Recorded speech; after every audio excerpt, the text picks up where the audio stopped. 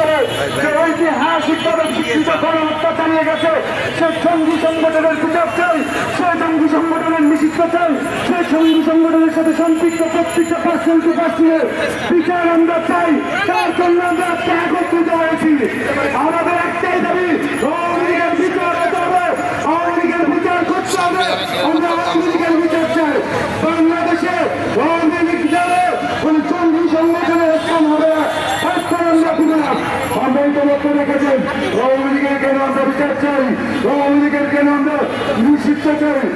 বিগত 24 সালে যে গণহত্যা চালিয়েছে, এখনো আমার ভাইয়েরা আমার বোনেরা হাসপাতালের সাইডে কাতরাচ্ছে, বাসা বাড়িতে কাতরাচ্ছে, হাজারের উপরে মানুষ চোখ হারিয়েছে, প্রায় 40 জনের মতো হাত এবং পা হারিয়ে ফেলেছে চিরতর।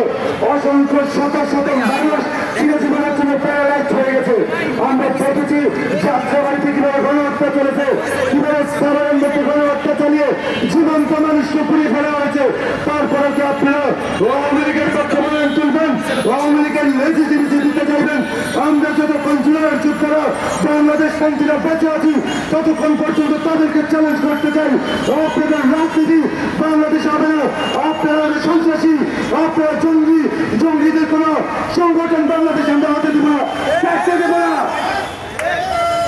সর্বশেষ আমরা আজকে এখানে একত্রিত হয়েছি জুলাই ওয়ার্ল্ড ফোরামের প্ল্যাটফর্ম।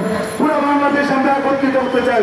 এখানে তো কোনো ব্যক্তি নেই, কোনো দল নেই যারা জুলাইকে ধারণ করে, বাংলাদেশকে ধারণ করে। আওয়ামী লীগের বিচার চাই, এই জঙ্গি সংগঠনের নিষিদ্ধ চাই। আমরা সেই সকল যোদ্ধাদের দিয়ে আজকে এখানে একত্রিত হয়েছি। পুরো বাংলাদেশে আমাদের দাবির সাথে সংহতি প্রকাশের আহ্বান জানিয়ে এখন পর্যন্ত আমি বক্তব্য শেষ করছি। আসসালামু আলাইকুম ওয়া রাহমাতুল্লাহ।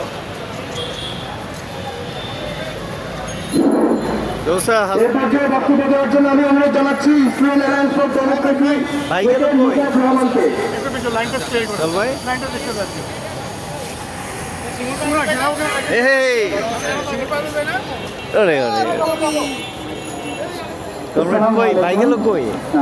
আমরা এখানে একত্রিত হচ্ছি প্রায় শেষ পর্যন্ত যতটুকু শুনলাম যে 50টা সংগঠনের বেশি সংগঠন আমরা একসাথে একত্রিত হচ্ছি। আমাদের দাবি